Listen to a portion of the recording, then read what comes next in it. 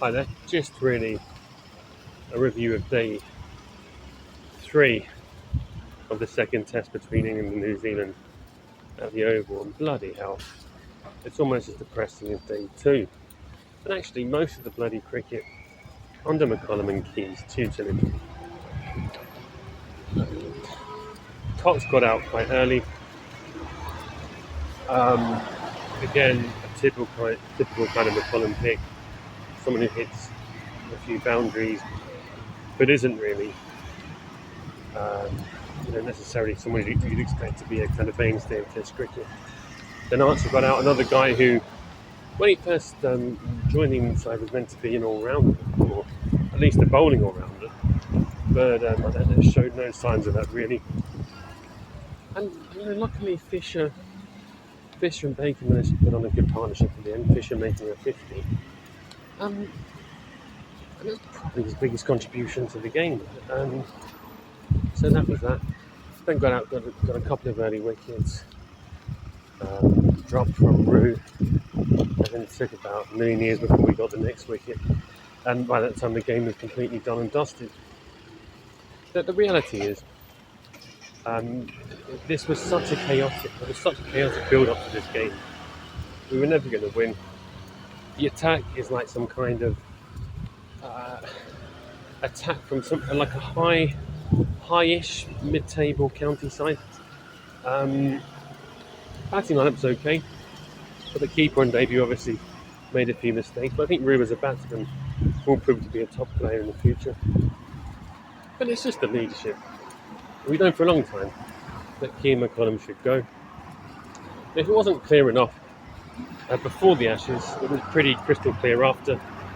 But Gordon Thompson kept them on. I suppose you could argue that a lot of the thinking was based on the fact they had a contract.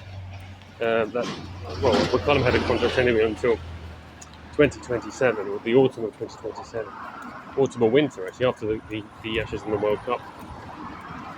And probably didn't want to pay compensation. They're just going to have to do it. Maybe use all that money they've got from selling off the game and privatising it to pay McCullum off. Because if England was to get a new coach now, a new director of cricket, not necessarily a new captain, but possibly a new captain, things could be looking up, and they could probably be favourites for the home Ashes next year, because this Australia side is on the way down, just really because of a lot of the top players getting old and being a bit past their best. But if they stick with these, the same familiar mistakes will be made, and it'll be the same old rubbish, and it'll be the same old images of McCullum on the balcony, sitting there with his feet up, with a walkie-talkie, and Rob Key doing interviews on Sky with all his friends, and just kind of,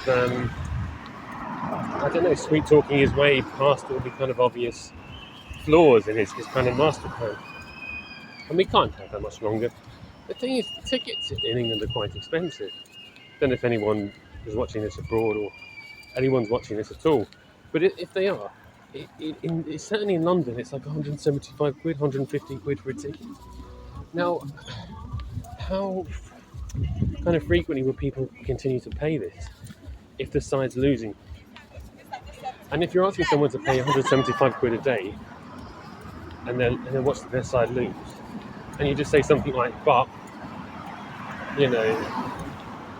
cricket's the winner, or I don't know, are you entertained, or any of the other kind of rubbish you hear, I don't think that will make people part from their money. I think they want to go and see England win. And normally, even very average England sides do tend to win at home. And so if we do, we'll lose this test, but if we lose the series next week, I think that could well probably be it for McCullum and Key. And, not before time. Okay, that's it.